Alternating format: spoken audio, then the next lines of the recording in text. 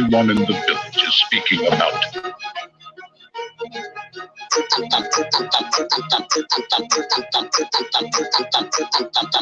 The monster.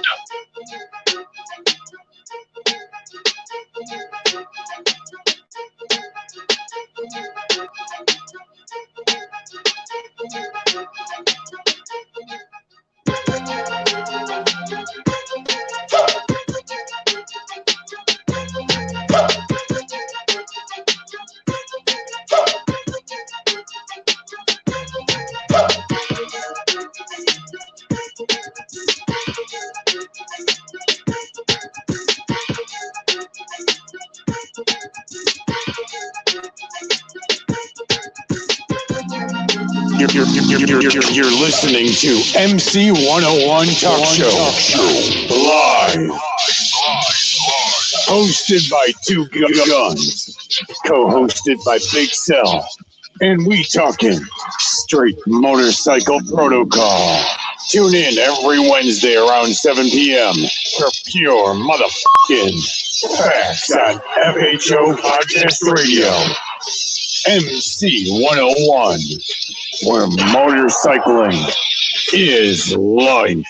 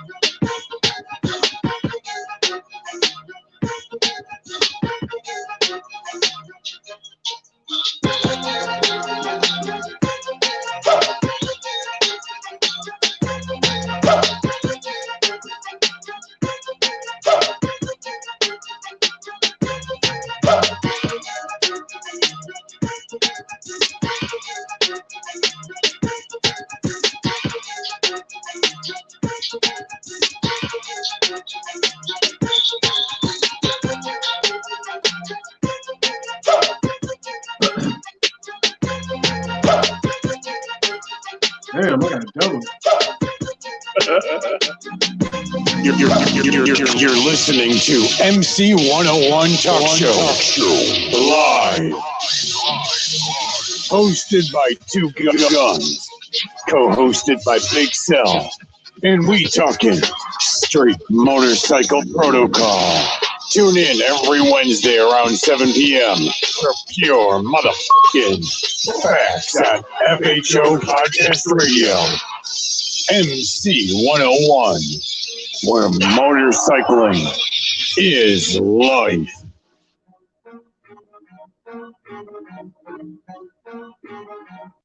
Say, man, what's happening? It's your boy Big Cell FHO. And I see my man Two Guns in the building. MC101 Tradition and Protocol. We've been gone for a minute, Guns, but we back, baby. Yeah, for sure, man. Been a couple weeks, man. Just, you know, man, it's been crazy. Say, man, I already got some comments saying you need a haircut, brother. They already going bad on your haircut. Hey, man, look, it's too bad because that motherfucker getting long, and I'm gonna have my braids whipped up in a second. Yeah, man. So what you been up to, man? How you been surviving? How you been holding on? Man, it's been different, man. You know, just working from home been tough because I'm used to being able to have that movement back and forth to, you know, work and stuff like that. So it's definitely been different, man. It's been a challenge to try to juggle the two, man, because, man, I'm at home. It's like, you know what I'm saying? Like, and then you still got work to do. And, man, we getting phone calls like crazy. I don't think I've gotten that many phone calls. Last month, I think I took in just myself almost 80-something phone calls. And I guarantee you, 70 of them was about the coronavirus, and we ain't got nothing to do with that. So, you know, I don't know what they're trying to do with that.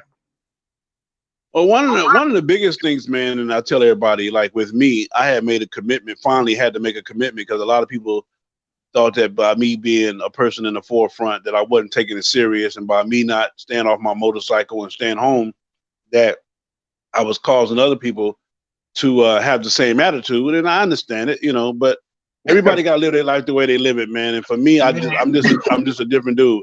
I'm gonna tell you, I've been on mine. I'm precautious, but I'm not scared, man. I done been on mine, and you know, the whole thing that comes down to it is this ain't nothing new for me. I don't let motherfuckers get that close to me anyway. So for me, it's like this is a blessing because I don't like people getting that close to me. I don't like people that. I mean, I always tell somebody, man, look, if you get within my wingspan, you know, you might catch one.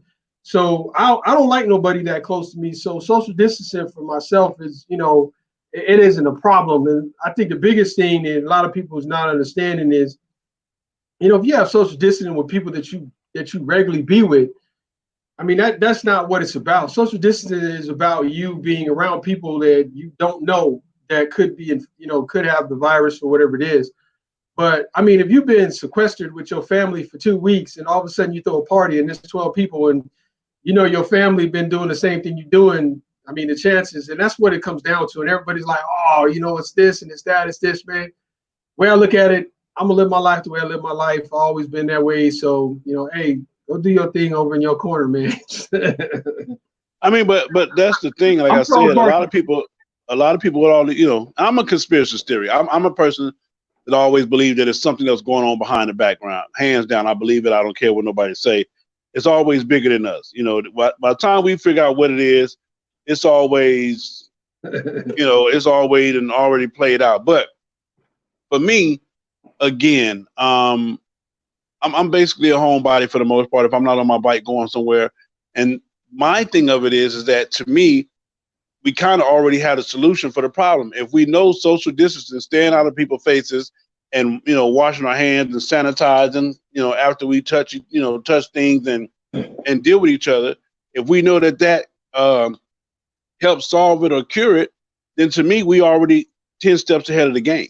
You know, so for me, yeah, you know, so for me for everybody to be going crazy and all upset about it the way they're going, it's just mind-boggling to me. But again, I'm gonna respect everybody's, you know, understanding. I'm just not a scared person. I'm like you guys. I don't live my life in fear. I'm a be cautious, you know, be aware of my surroundings, be aware of my situations. And because I do have other people that love me, you know, parents and wife and all that, of course I got to do what I need to do to protect, you know, my family. I'm the head of the household. So, you know, I mean, I lost a really good friend, man. I mean, he's like a brother to me, always has been. You know, we never wore the same patch, but man, I got to Chicago. He was there, basically took me around all of Chicago, dropped me off when I needed to get back home.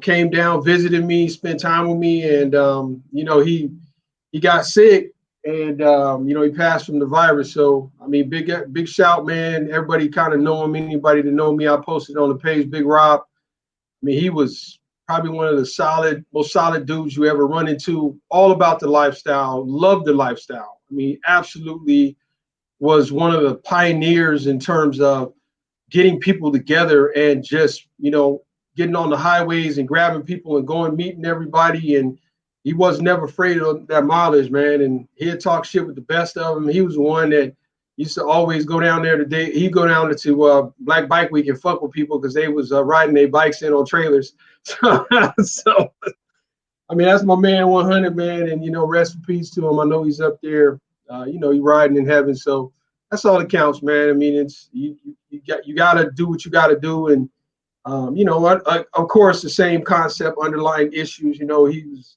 a very large guy that lost a lot of weight, so he had a lot of secondary health issues and things like that. So, you know, it's nothing to play with in terms of the virus itself. But, you know, this isn't something new for a lot of people in terms of the distancing and making sure they keep themselves clean. It's a shock for the people that have never been that way. And so, you know, I'm gonna say it's a shock for the needy people. A lot of people are needy. They need people. They need the attention. They need the crowds. You know, they need to be validated. So for them, this is probably a shot.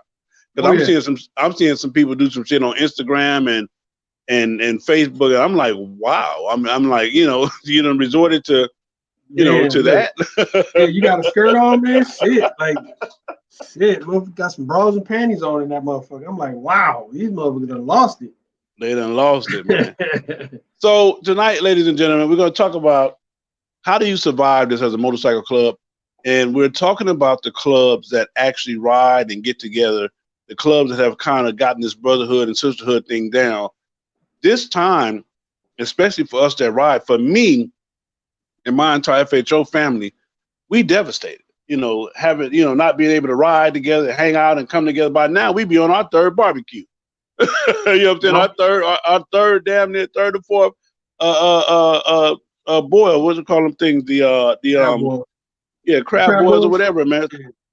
So for us, man, it's really kind of crazy. So that's what we're gonna talk about tonight, everybody, man. So tune in, tell all your friends, man. I'm gonna give it to you from my perspective on the independent 99% side, and I'm gonna let Guns give it to you how they are probably dealing with it on their side, and we just gonna put this whole thing together. The biggest thing, like I tell everybody, is listen, be safe. Be as safe as you can be. Wash your hands. If you touch something, wash your hands. Keep gloves on. And I'm telling you, the mask, I've ordered me and Queen some masks. I'm waiting for them to get here that we can rock on a daily whenever we have to go out. And the mask, listen what I'm telling you.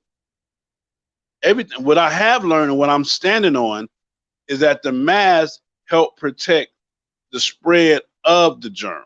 Not so much to keep you from catching the germ, because you can still catch it by touch, but by spreading. So if I'm covered, Queen's covered, Guns covered, and you're covered, then we kind of eliminate that part of it. You know, that helps kind of, you know, curb some of it. So again, we're gonna have different perspectives. We're gonna take calls later on to see how everybody is dealing with it. But for a lot of the clubs, a lot of the big clubs, and a lot of the clubs, the family clubs, that all they have, like for me, all I got is motorcycle and Guns. I ain't really got no outside friends, and you know, I'm just so. Who you talking to, man? I ain't got one. So for me, man, I mean, if we got to stop motorcycling, it's gonna be tragic for me. And again, man, just being safe, being cautious. So listen, y'all, love you guys. Thank you for tuning in. We will get this thing cracking right after these, man. Right after these. What's up, Big Sale? This is your boy Passionate from Enlightened Ministry Biker Church from Los Angeles, California. When we're not riding, we listen to FHO Podcast Radio.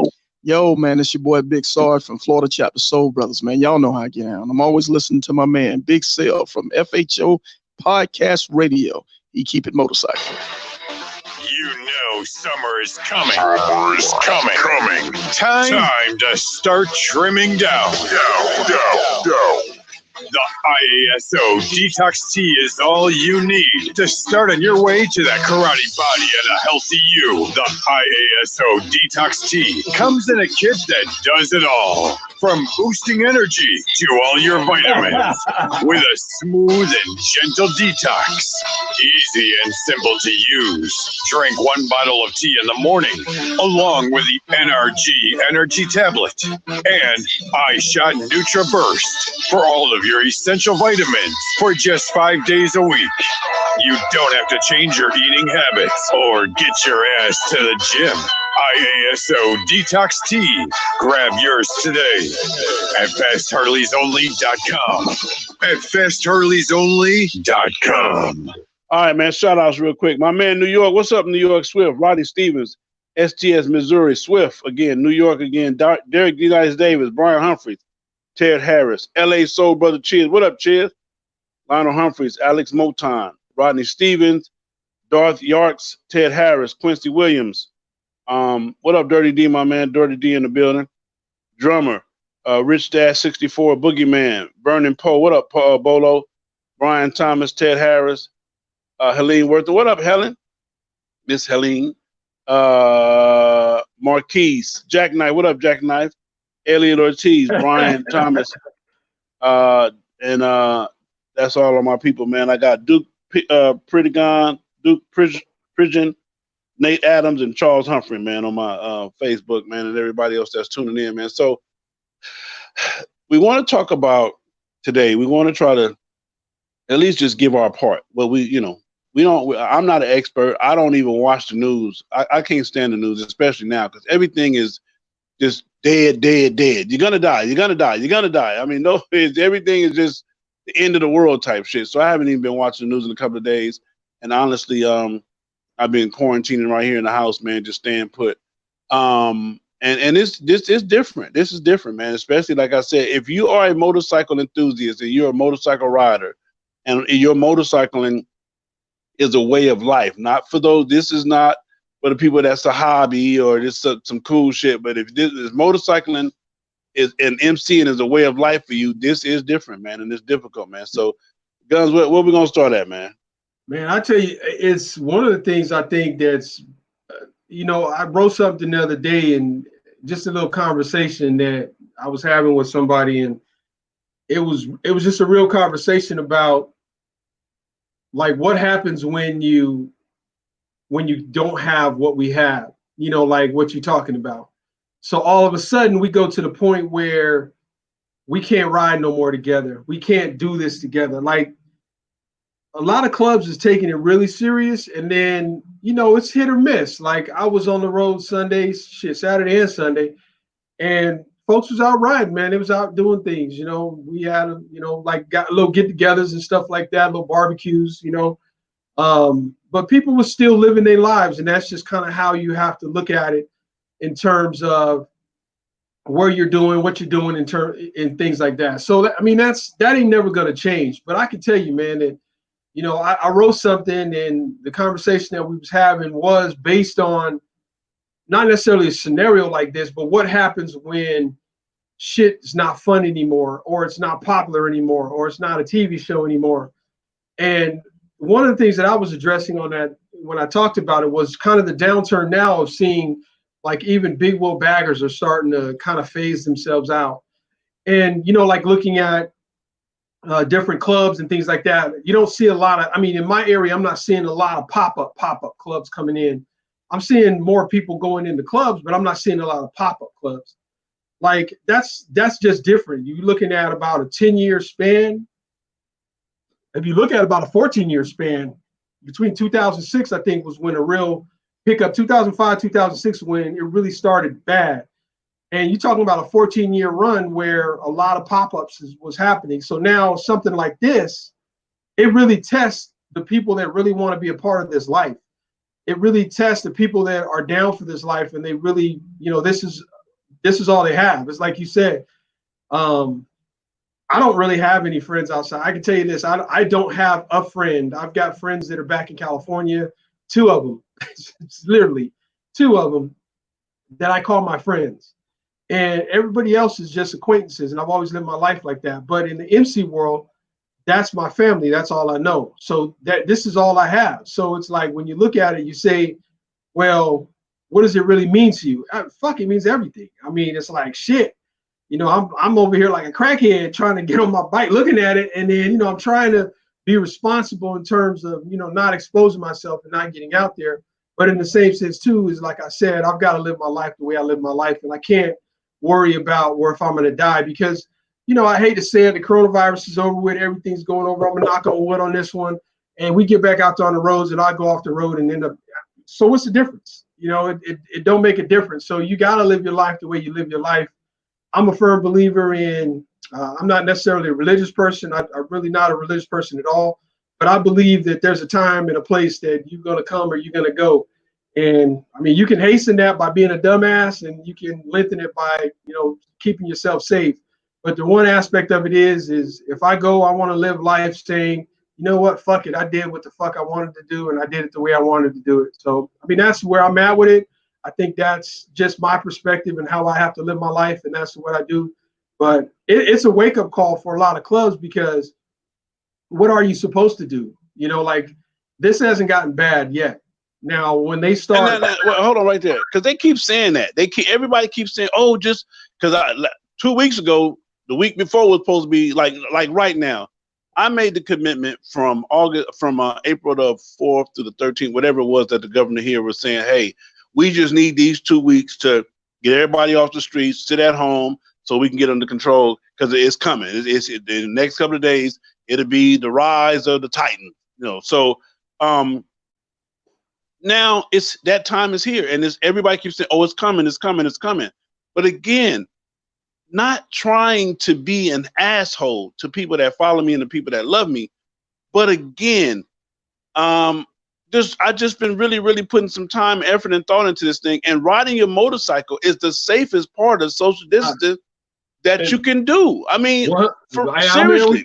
I'm there with you 100%. And that's my whole concept of it is there ain't nothing more better. I mean, there's nothing better than motorcycle riding because, of course, here's one thing I want everybody to understand about a virus itself. And in the military, we always trained and taught about biological weapons. And so you have what are called pathogens. Pathogens they could be a virus, it could be different types of spores and molds and all different kind of things that they utilize or they grow and things like that. Now, a virus and a pathogen itself is something that is given or it's put into a population, and the only thing it's trying to do is either decimate the population or try to sicken the population so that it removes their fighting capability. Now, this is from the military aspect. So when you look at a virus itself and understand how a virus does, and when they're talking about 14 days and they're talking about 5 days and they're talking about all these days, a virus itself, when it touches a surface that's a clean surface or it's clean, a virus is dead. It's gone. It doesn't last any longer than that. Now, if you have direct contact from somebody grabbing a door handle and then right afterwards you grab the door handle and then you touch your face, then that's different. That's a different concept. If you allow somebody into your breathing zone and into your area, that's a completely different concept. I'm not addressing that. I'm talking about somebody puts their hand on a table and 20 minutes later, somebody else puts their hand on the table. That's not the way viruses spread, and that's not how it is. It's not even plausible because the second that a virus gets airborne, pretty much it limits and it starts to break down. So a lot of people don't understand what viruses are. They're listening to a lot of the news. They're not understanding the elements of it. That's the biggest problem that you have is people are not knowledgeable about viruses. They're only knowledgeable about what they're hearing on TV, and that's what they're hearing. So when you have personal close contact, naturally there's going to be issues and problems with close personal contact because you're in somebody's breathing zone. I seen somebody and they're walking around with a bandana on. I told them, I said, look, man, I just want to be honest with you. A bandana by itself is not going to do you any good. In actuality, a bandana increases the effects of it because as you breathe into a bandana, or if I breathe into, hold on 1 second, I'll show you. If I got one of these on, and I put this on for a reason, if you breathe into it, what happens is all of a sudden your glasses are going to fog up if you're wearing glasses. And that's because you're breathing and you have condensation in your breath. And it makes that face piece wet. So when it makes the face piece wet or it makes that mouthpiece wet, the same thing with a bandana. If somebody comes and has a conversation with you and you have a wet bandana, well, guess what you just did? You just gave that virus a caveat to pass through the wet because that's what it wants. It wants hot. Yeah, but not to cut you off, but even my thing is this. I don't care, for me now, this is just me. I don't care what it is that they use, whether it be an N95 respirator and all the other shit they got, or a bandana. All I'm saying is that if you got a bandana on and I got a bandana on and we respect the space, you understand what I'm saying? Because I think the key to it is respecting the space. I'm trying to make a conscious effort with a bandana on. You're trying to make a conscious effort with a bandana on, and we're respecting each other's space. So even if it is, like you said, I'm gonna say, even if it is moist around the lips, but and we both are respecting that space, and we both have made a conscious effort. To me, Guns, that is the solution to the solution to the problem.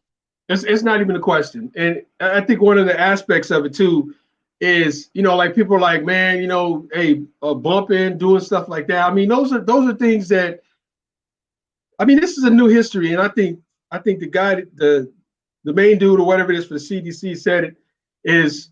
Hopefully we don't go back to pre-fucking coronavirus, where motherfuckers feel like they need to get that close to you. I mean, we should always be. It should be a hell of a. This is not a right now lesson. This is a forever lesson, hands down. This is a forever lesson, and and how you relate that to the MC world you know, I know people probably like, well, how you relate that to MC world? I mean, you got to think about, oh shit, see, Emo from Oakland, huh? Hey, East 14th, 81st Street, man. I had to shout out Oakland, man. But people look at it, man, and when they address it in terms of the MC, this affects the MC. And where I was going with, you know, this hasn't gotten bad. It ain't necessarily talking about the numbers. I'm talking about when they start to actually implement these, you know, stay in places, and they start implementing where you can't leave your home, or you can't, you know, like some I mean, this is kind of some Australian MC shit. I don't know if you guys know how it is, but in Australia, you can't gather more than 2 people at one time, or otherwise you get arrested and you spend 60 days in jail. So when you're looking at curfews and things like that, that's, I mean, if these numbers don't go down, that's the next possible step.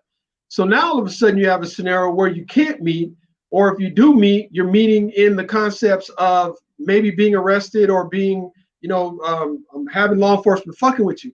And so this comes back right back to 100% back to save the patch, when the Mongols were going up against the federal government to basically tell them to fuck off when they tried to take the patch from them.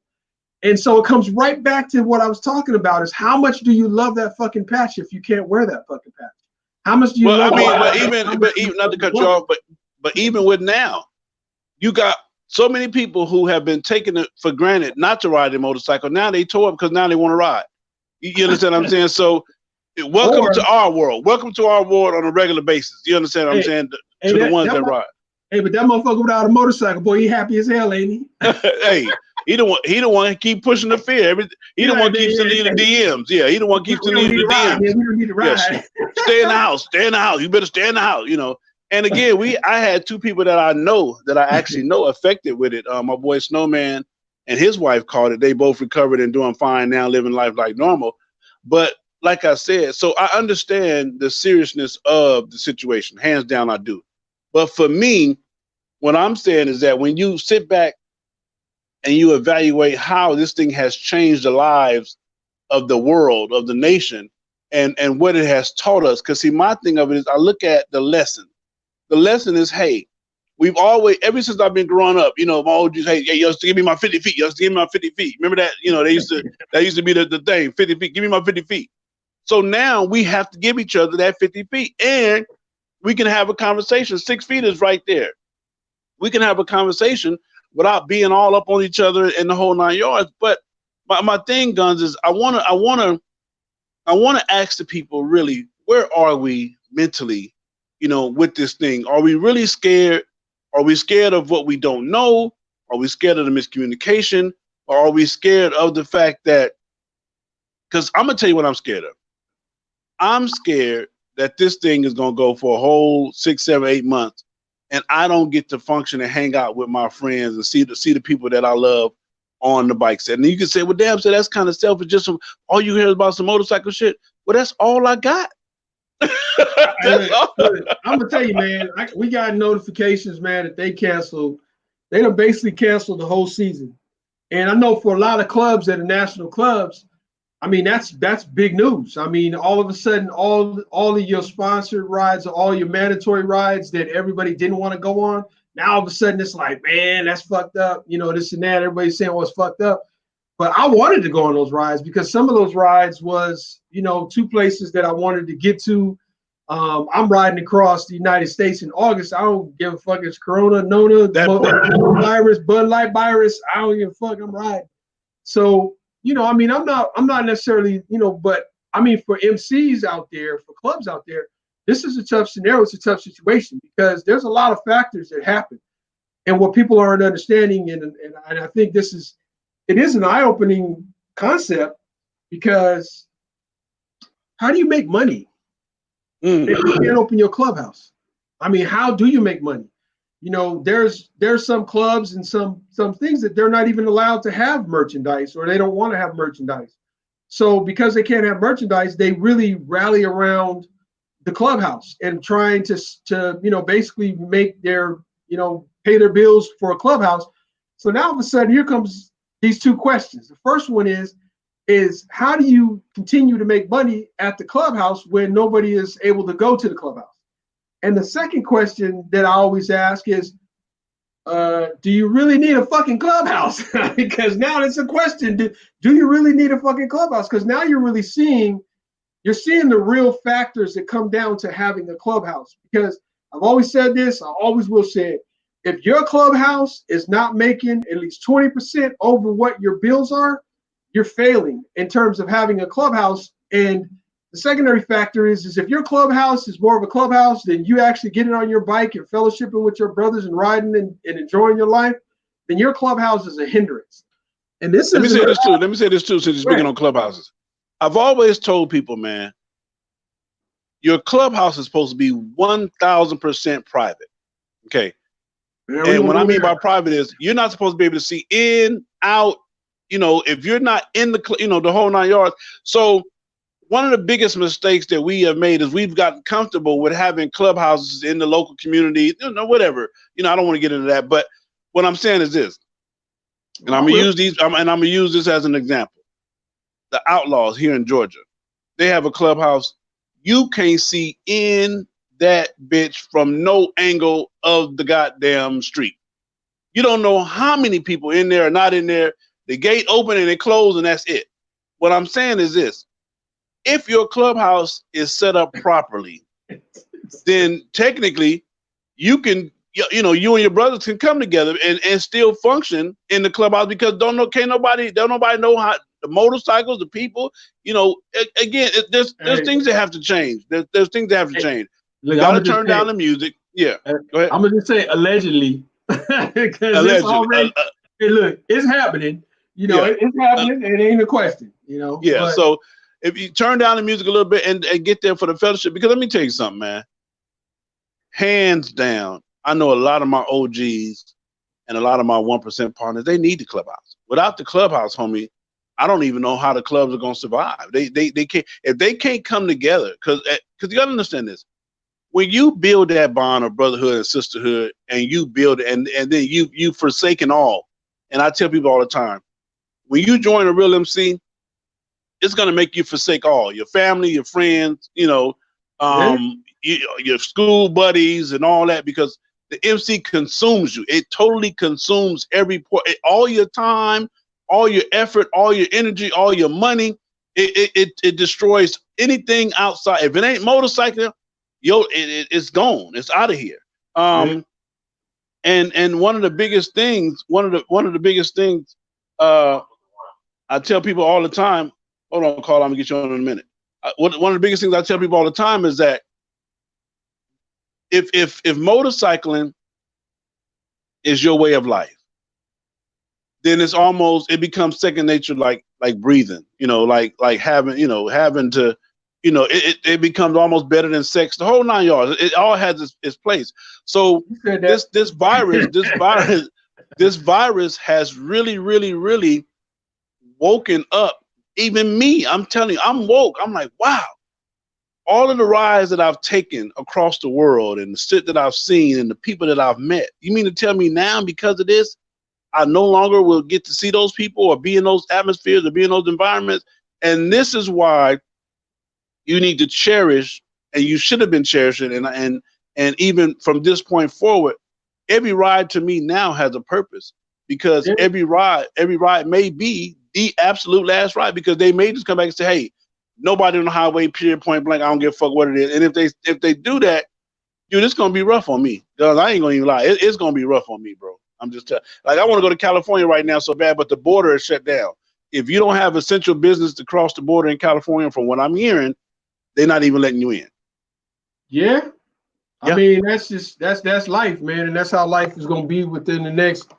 I mean, it's just, it's an adjustment. But I think, like you're saying, in terms of clubs are going to do what clubs are going to do, but it's just the differences for those clubs that they've made their livelihood and they made their money off of other people coming into their clubs. And it was a secondary part that I actually want to talk about today. It was about the clubs and how do you function now without having the funds that you typically would have. And this is a separation between, because in all honesty, in the old days, outlaws dealt with outlaws. They dealt with 1%ers. They didn't fuck around with social and other types of clubs and things like that. Now, I'm not saying it's good or bad. I see the good in all of it. But what I address is, this is definitely something that's different that people have to, this is an eye-awakening situation. And it ain't just about, oh, well, the coronavirus can kill you. Guess what, man? The coronavirus kill your fucking club. I mean, that part. It could legitimately destroy a lot of, like clubs that weren't tight before.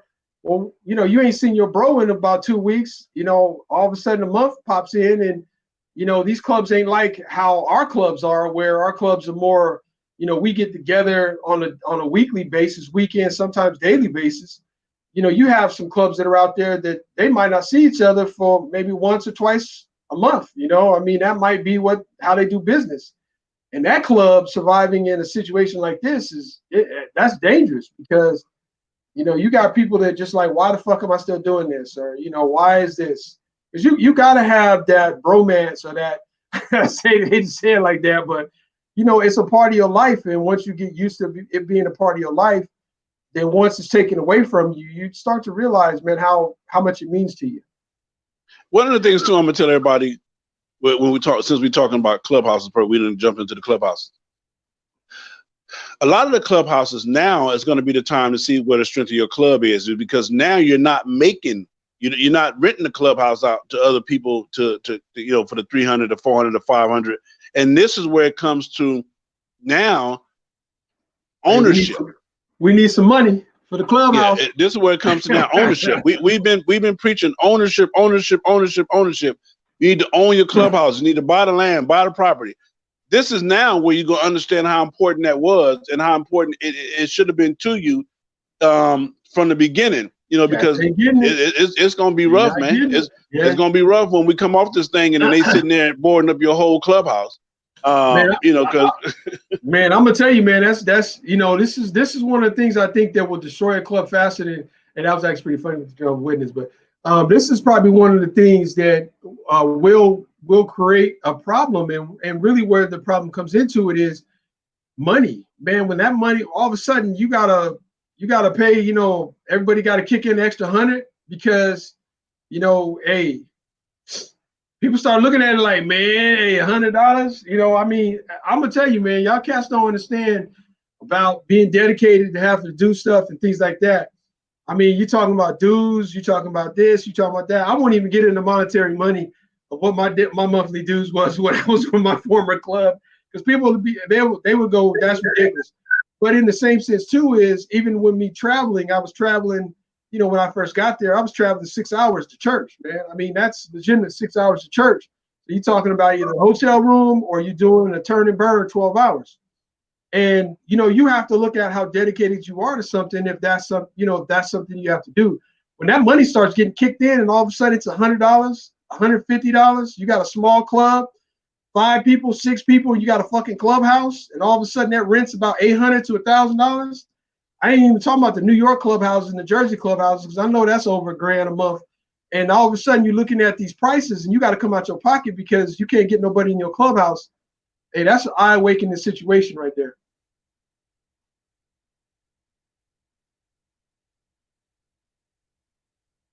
You still there? Uh-oh. Done lost his leg. Hey, I see you, Frederick, the Mayo out there. Zulu's in the house, man. Call him, state your name, where you calling from, caller. 3151, Birmingham, Alabama. Silent Brotherhood Vice President. You said who, Vice President? Silent Brotherhood. Silent Brother. What up, baby? Everything good.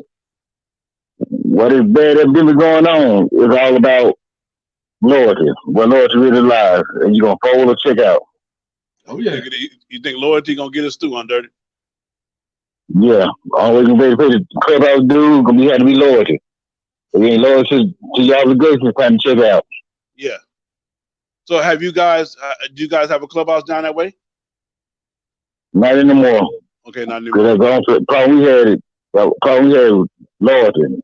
You don't have 12 guys always working. Everybody else want to do their own thing. Check out.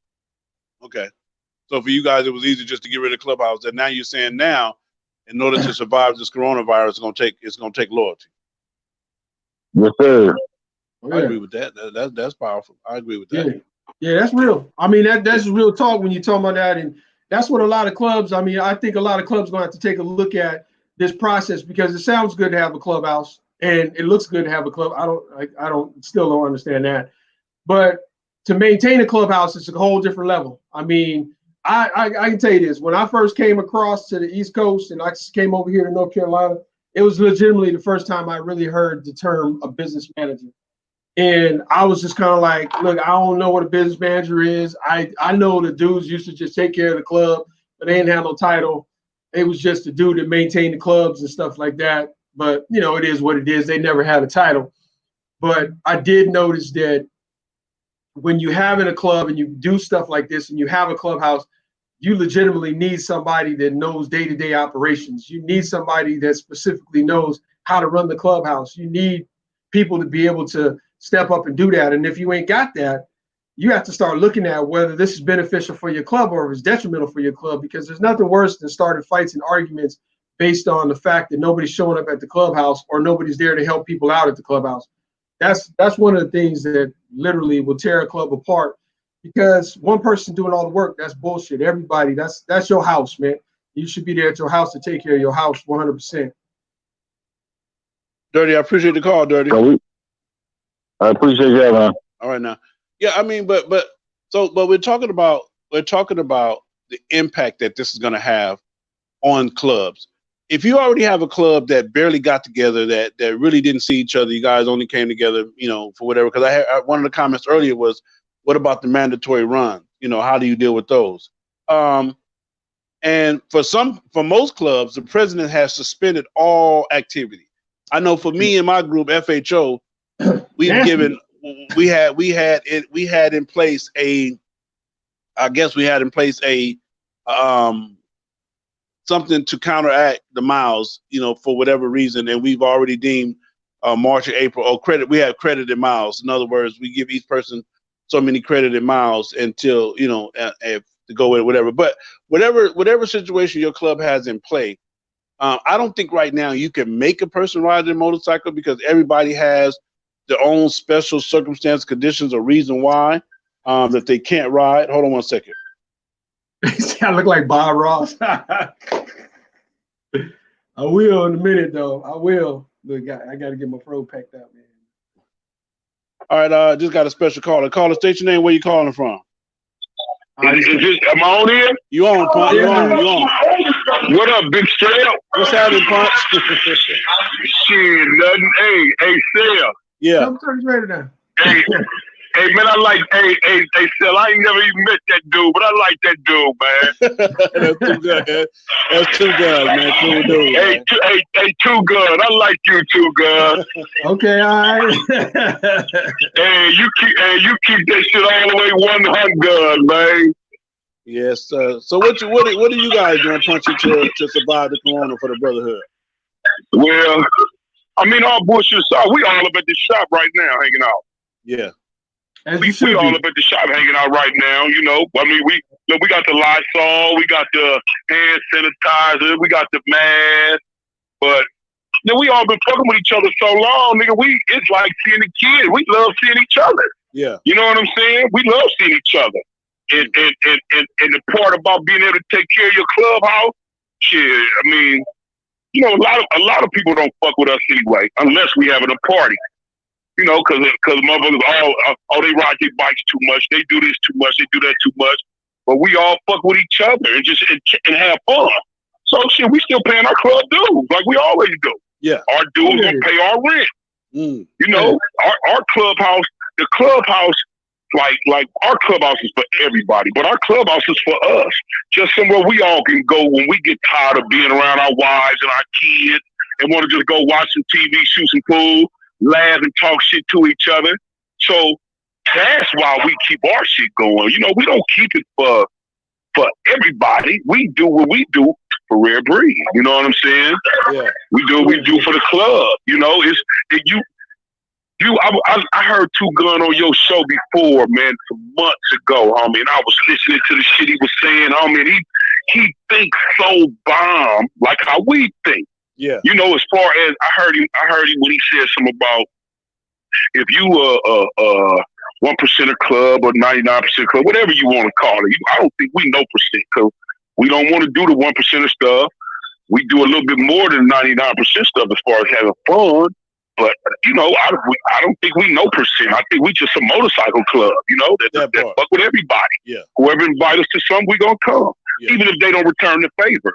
But what I was saying was, I heard Two Guns say on there, if you are any percent or any motorcycle club, and people be scared to come to your clubhouse, you will never make no money at that motherfucker.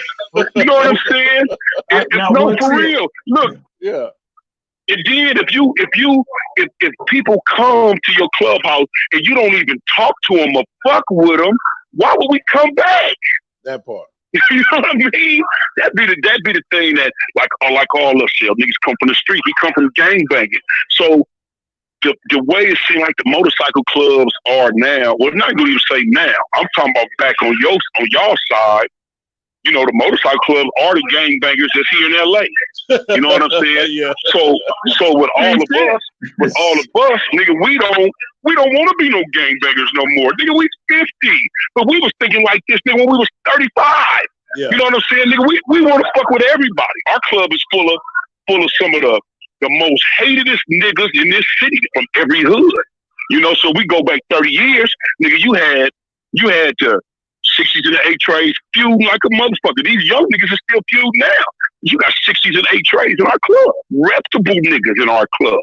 You know what I'm saying? Then you got all the niggas from Compton. You got all the niggas from Watts. You got niggas from Inglewood, Gardena.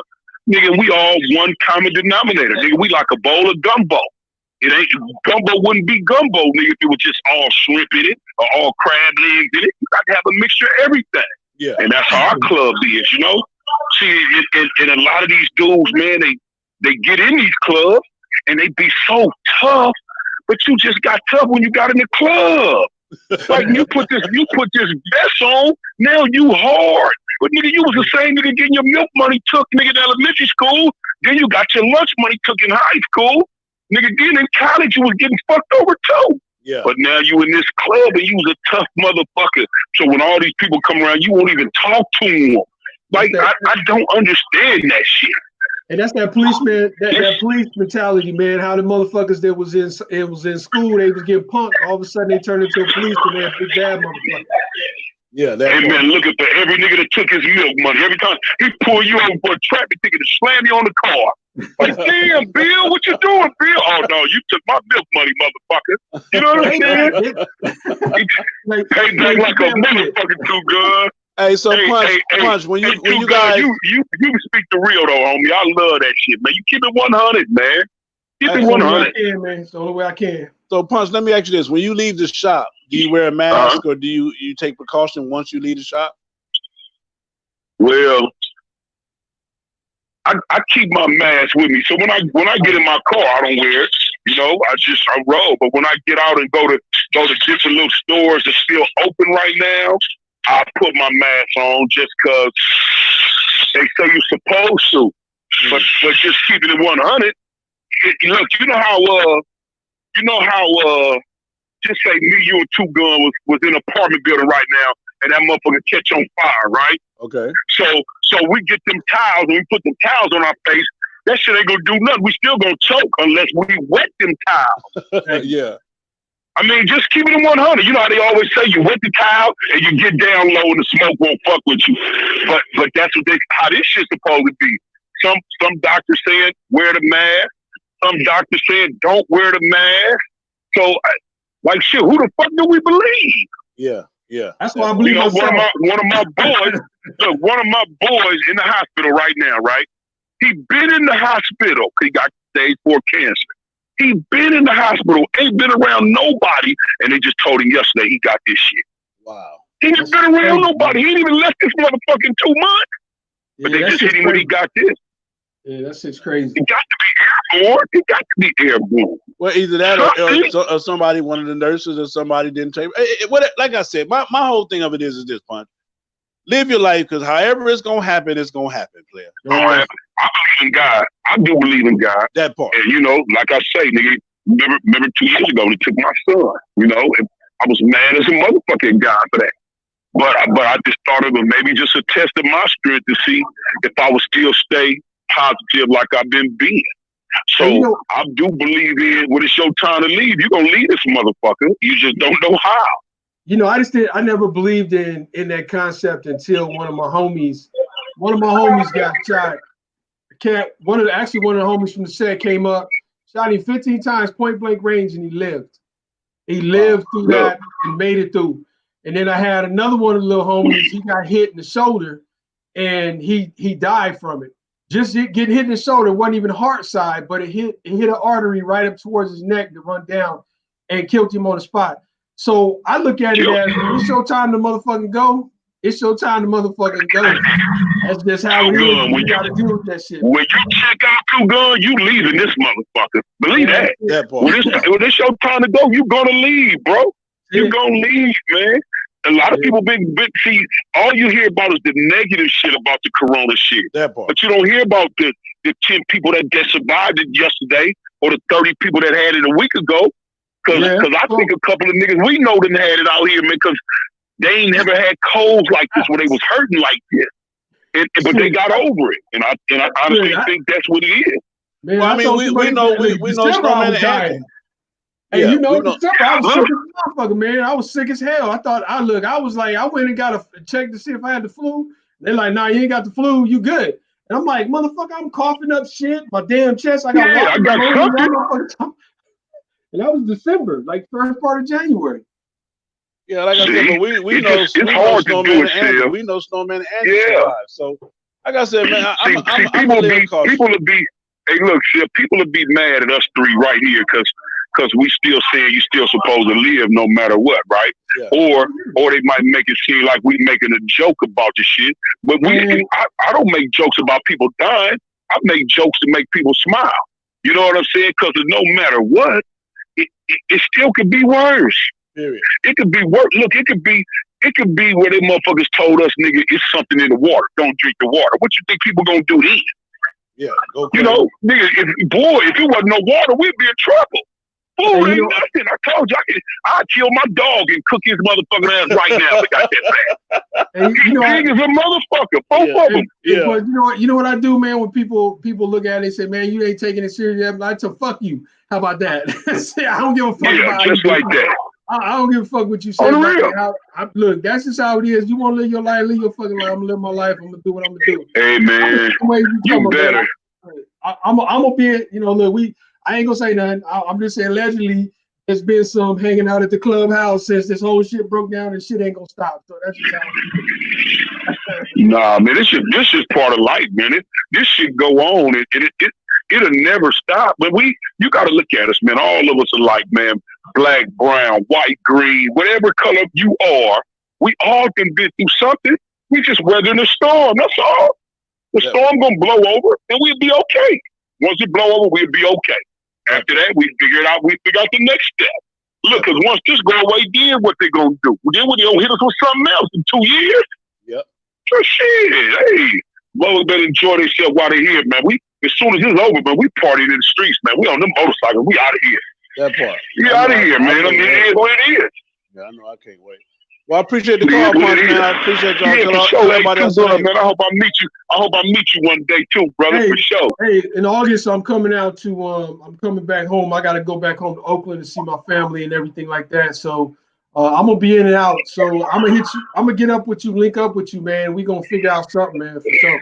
Yeah, for sure. We got that, man. I'll holler at y'all later. All right, Punch. All right, for sure. That's Big Punch from the Candy Shop, man. Vice President of Rare Breed Motorcycle Club, Los Angeles chapter, mother chapter, whatever you want to call it. But, and again, like my biggest thing is this, man, is that still hands down with all the research, I don't feel like there's no safer place for you to be than on your motorcycle. And especially now with all the traffic and light as it is. that make it even worse. But again, we understand the precautions and how we got to live now and everything that's going on. So we do understand that. And I'm not downplaying that, in no way, shape, form, or fashion, man. So again, figure it out, man. Please, let's figure it out and let's get past it.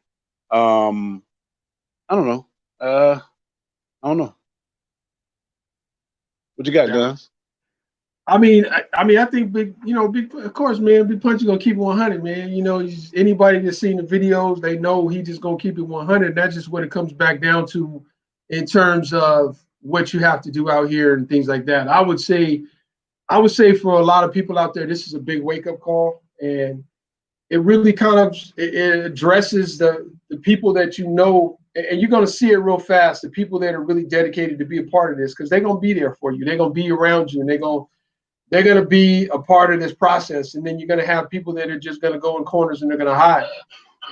And look, I'm just one, and I always say it like this, man. You always got to take an inventory of motherfuckers in your club, and you got to know who you can trust and who you can't trust. I'm gonna tell you, man. I served in the military 20 years, two times in Iraq, man. Motherfuckers to talk, all they want to talk, man. The second that motherfucking first round goes zing, you find out who the fuck can you count on and who you can't count on. And it works the same way in this MC shit. Is when shit gets real and shit gets fucked up, that ain't the time that you want to find out if a motherfucker got your back or not. Because they're going to show you the signs. You got to be smart enough to see the signs beforehand.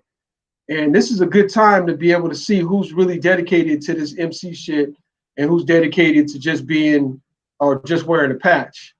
And that's one of the things I put out there, and I want to say to everybody out there is you got to start looking at taking inventories of motherfuckers that's in your club that's just wearing a patch, and they ain't about the club. Because if you got somebody in your club that's just a patch chase or just basically want a patch just to have a patch, that's not a motherfucker you need in your club. And you got to get to the process where you start eliminating that.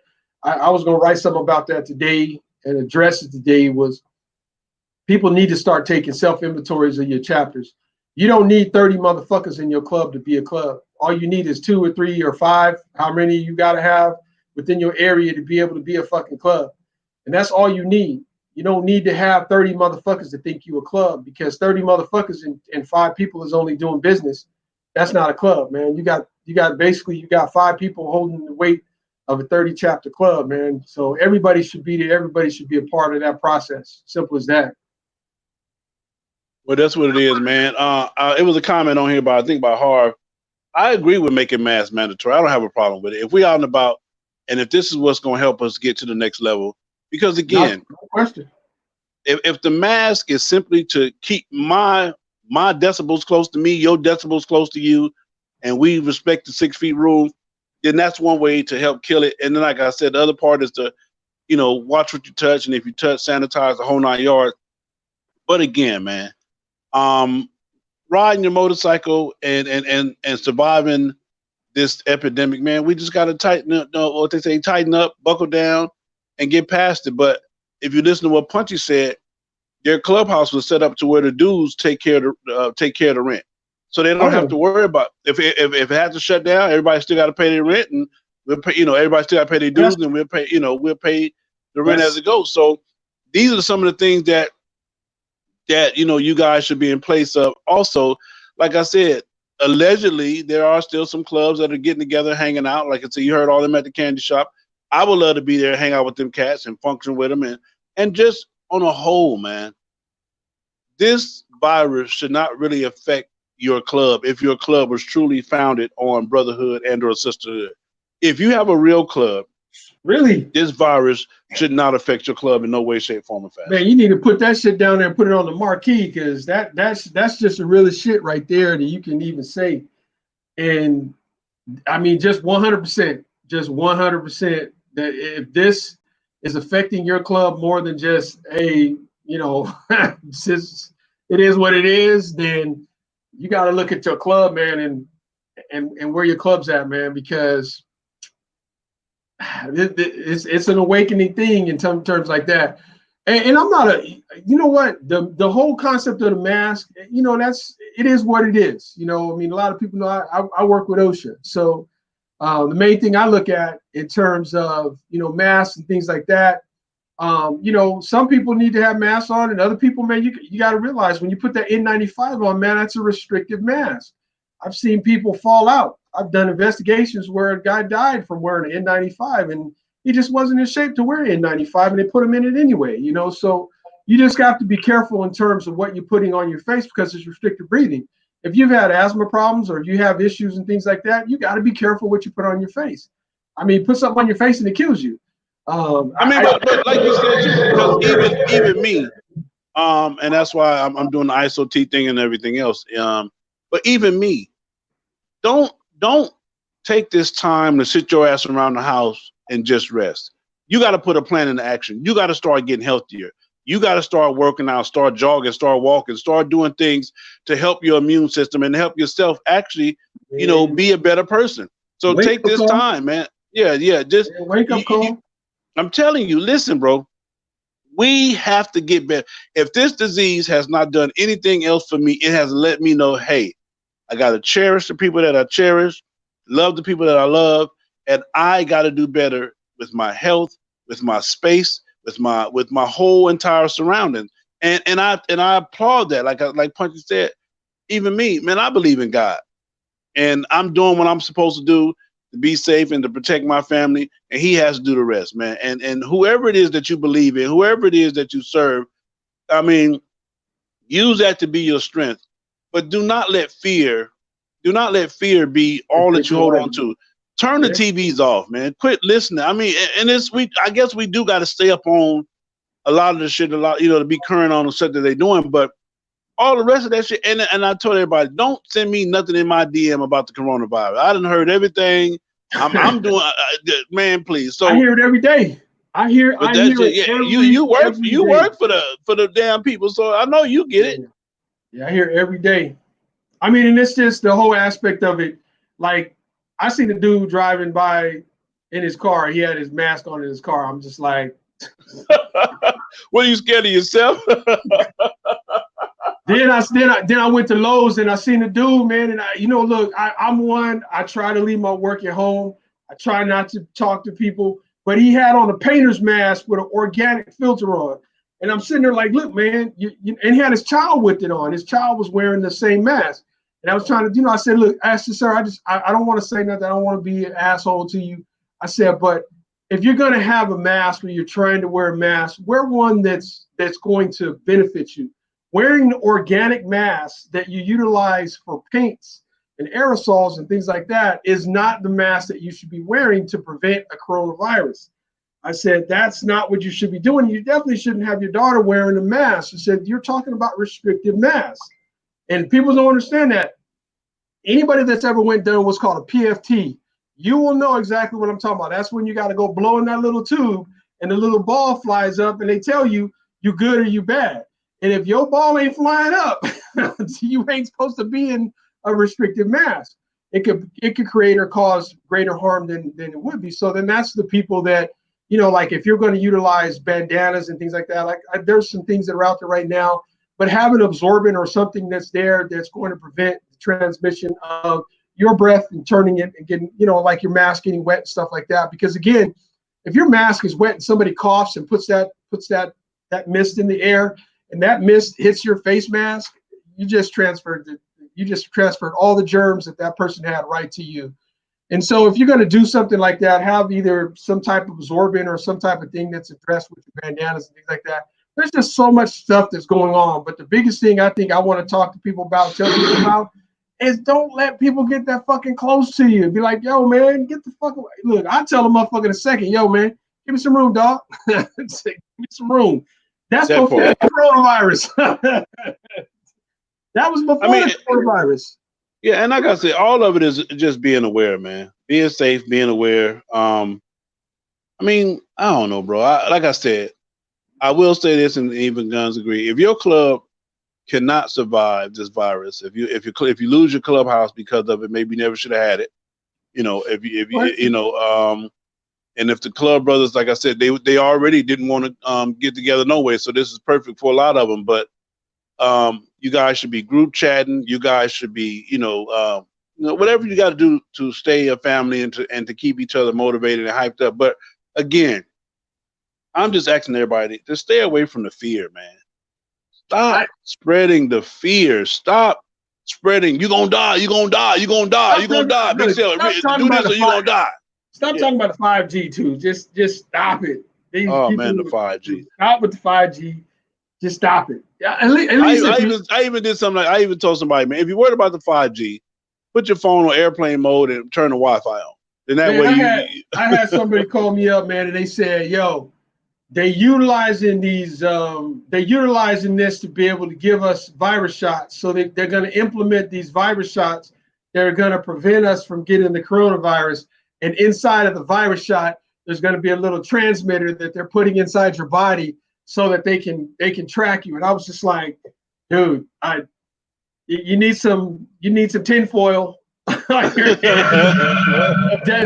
just like, wow, man. I mean, come on, I get you, I understand it, man. Look, I'm there on some of the stuff too.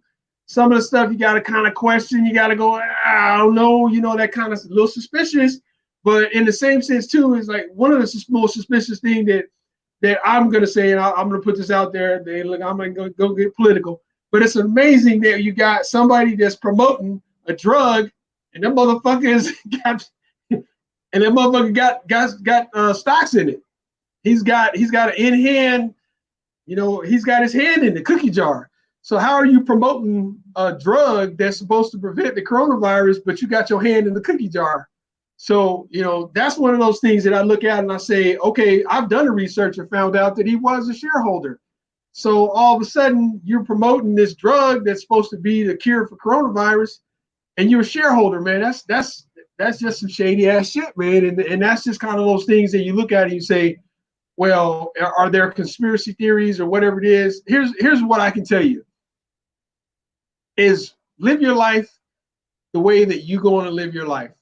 Don't live your life in fear, because if you live your life in fear, that's no different than somebody having their foot on your neck and basically telling you what the fuck to do. And that I will never live my life like that, 1%er or not. I'm a fucking man first and foremost.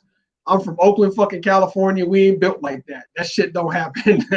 But that's just how it is, man. You know what I mean? And I'm just not. I hear you, Willie. I hear you on that, man. I got it. The way I look at it is, 4G was good to me. I'm over 5G. Give me better service. Hey, so T-Mobile. So hands down, man. Listen, ladies and gentlemen. Again, your clubhouse, your club, your MC still has to function.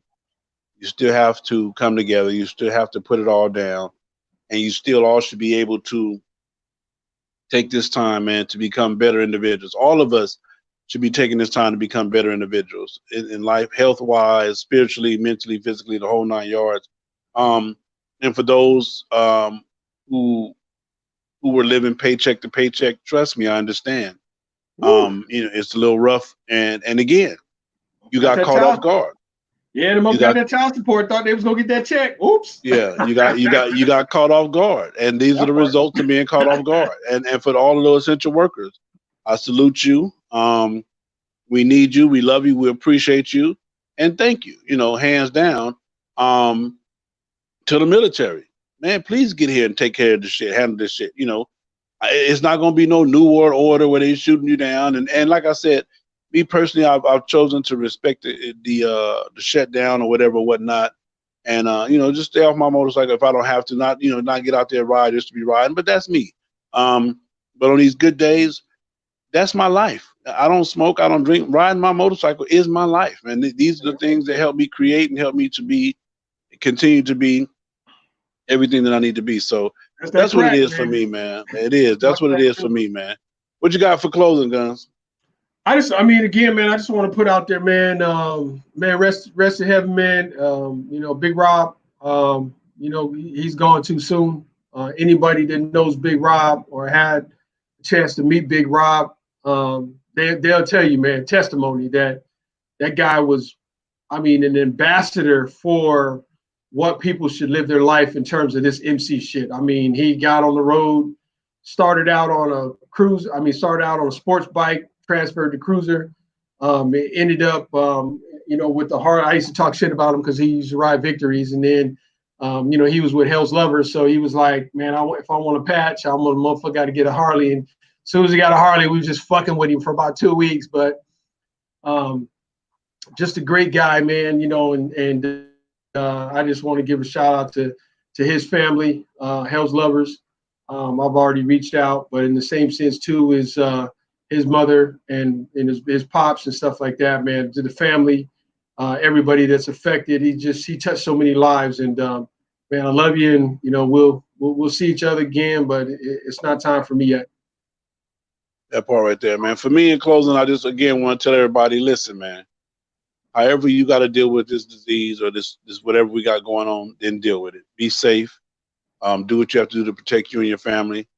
But again, the only way we're going to survive this thing is to get out of fear, to get away from fear, and get closer to understanding and get closer to our own selves and our, the people that love us, our loved ones, the whole 9 yards, and to protect yourself. If wearing a mask is what it is, wear a mask. If putting on gloves is what it is, put a glove on. I mean, it's just simple stuff, man. Be cautious of your surroundings. And I know a lot of people say, well, yeah, people still, because I know some people will try to take advantage. You got the idiots and the assholes that gonna put a mask on and rob somebody. We got that. Again, protect yourself. Be aware of your surroundings. Be cautious. The whole 9 yards, man. And the shit is crazy, hands down, because it just is what it is, man. We just in the times where now is the time for you to be a grown ass man or a grown ass woman and to understand what it is. So again, to each and everybody, man, if you watch this tonight and this helped you in any kind of way, and all me and Two Guns are trying to do, we're not the solution to the problem. All we want to do is create the dialogue. You feel what I'm saying? And to get us talking about it together, and some kind of way we can all get past it and work it out and figure it out, man. And that's what our job is. I am not, whatever Big Sale say has to go, whatever Two Guns say has to go. Everybody has their own opinion. Everybody live their life the way they live their lives. Two Guns still riding his motorcycle. I'm gonna still be riding my motorcycle. As long as the state lines are open, I'm gonna be crossing them. Period, point blank, hands down. I'm about to say, don't listen to what Two Guns say, because your ass get your ass in trouble and shit. That's on you. Yeah, but that's what it is, man. Tonight I think was a great show, man. And again, brothers, always thank you. I know we was off for the last couple of weeks, man, and we've been able to put it together, man. And it just is what it is, man. And again, to everybody, what up, Emo? To everybody, man, I love you guys. Hey, Emo know what's up, man. He know as soon as I get into town, man, we going to do so. We getting a quarter burger or something, man, for real. Hey, man, Emo, I fuck with him heavy, man. That's my boy, man. That's my boy, man. So it is what it. So my boy Josh. Hey, let me give a special shout out to all of the sanitation workers. Josh say they're not getting no recognition for picking up the trash. That's my people's, man. Hell's Bells, man. She is a real rider. I'm talking about a real rider. She up in PA, man. Look, I'm gonna tell you, man. That's one lady that I got love for, because she get it done. She gets on her bike and gets it done, and I respect that 100%, man. Been good. Yeah. So shout out to her and shout out to all the sanitation workers. And again, all the essential workers, everybody that still has to go out and deal with this stuff, shout out to you, man. Hands down to you. We love you, man. It's been a hell of a show, man. And again, in closing, always know this, man. Mc101 Facebook page. Guns are strict with the admin. If you put no party flyers, I know you've been having to put that on there lately, like they don't forgot or something. Yeah, they don't forgot the party flyers. They can't do the party flyers. Yeah, the MC101 is not for your party flyers, for protocol. For those of you that don't know who Guns is, he's a 1%er, been on both sides of the tracks, been doing this stuff for a while. Me, I'm just Big Sale, a researcher and lover of knowledge, and researcher and lover of this motorcycle culture, the lifestyle. It's not a hobby for me. I actually live this shit. I do it. I ride my motorcycle. And I thank God that I had the opportunity to be a part of the motorcycle community, because I think it's one of the greatest things that you could ever be a part of on this here green earth. So that's what it is. That's who we are. Say, man, you guys enjoy your Wednesday night, man. Stay tuned for next Wednesday. We'll be back if God willing, man. So again, shoot your topics to the page, shoot them up, Guns, and check them out and whatever. If we pick your topic to talk about, we do the research and get it to you, man. But we love you guys, man. And again, ain't nothing you can do about it, man. To MC101, Traditional Protocol, Two Guns and Big Sale, man. Peace.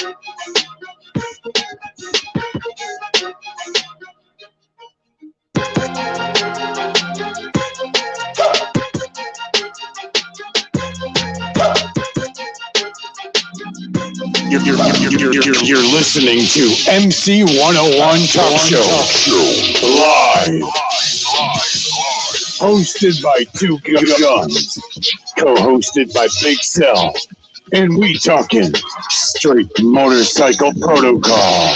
Tune in every Wednesday around 7 p.m. for pure motherfucking facts on FHO Podcast Radio. MC101, where motorcycling is life.